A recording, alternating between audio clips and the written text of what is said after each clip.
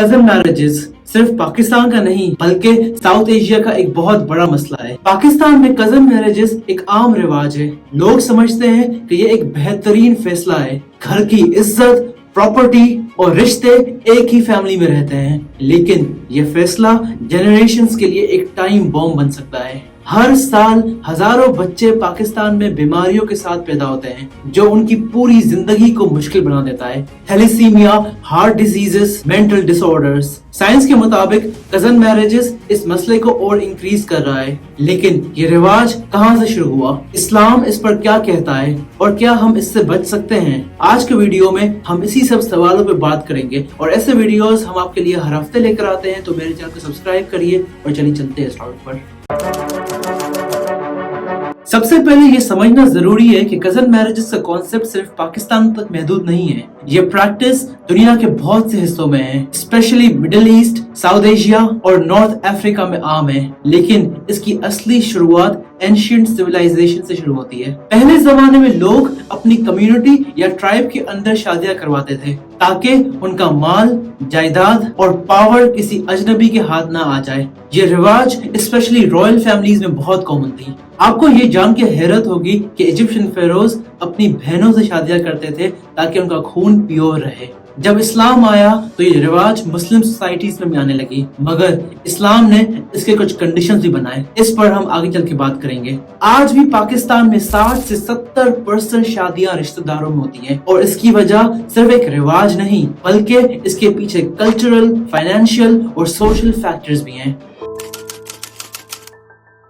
आप सोच रहे होंगे कि जब कजन मैरिजेस के इतने ज्यादा नुकसानात हैं तो फिर ये ट्रेंड इतना कॉमन क्यों है? इसके कुछ अहम वजह हैं। घर वाले चाहते हैं कि माल और प्रॉपर्टी फैमिली के अंदर ही रहे। जब बेटी किसी बाहर वाले से शादी करती है तो जायदाद दूसरी फैमिली या इलाके में चली जाती है। दूसरा, ट्रस्ट फैक्टर। लोग समझते हैं कि कजन से शादी करना एक सेफ ऑप्शन है। लड़का और लड़की एक दूसरे को पहले से ही जानते हैं, इसलिए कंपैटिबिलिटी का मसला कम होता है। तीसरा, कल्चरल प्रेशर और सोसाइटी का डर। पाकिस्तान जैसे कंजर्वेटिव सोसाइटी में लव मैरिजेस अब भी बहुत कंट्रोवर्शियल है। कजन मैरिजेस अरेंज मैरिजेस का एक आसान तरीका है जो सोसाइटी इजीली एक्सेप्ट कर लेता है। चौथा, रिलीजन की गलत इमेज। बहुत से लोग ये समझते हैं कि इस्लाम कजन मैरिजेस को स्पेशली इंकरेज करता है, जबकि असल में इस्लाम सिर्फ इसे अलाउ करता है, प्रमोट नहीं करता।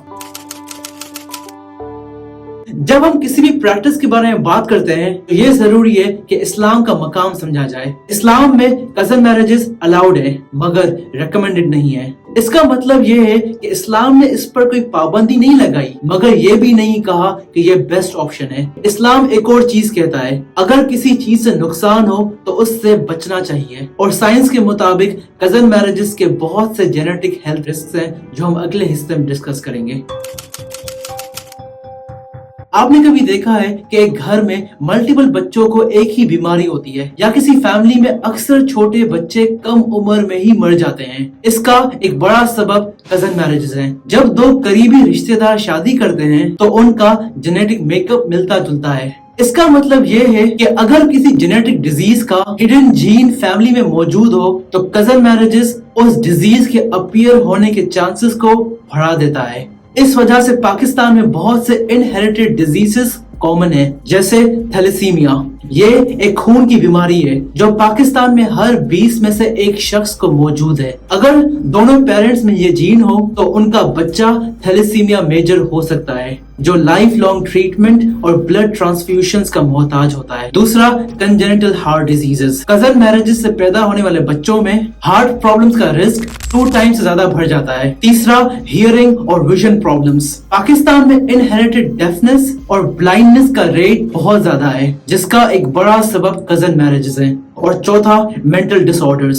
स्टडीज के मुताबिक कजन मैरिजेस से होने वाले बच्चों में स्किज़ोफ्रेनिया, बाइपोलर डिसऑर्डर और ऑटिज्म का रिस्क बहुत ज्यादा होता है।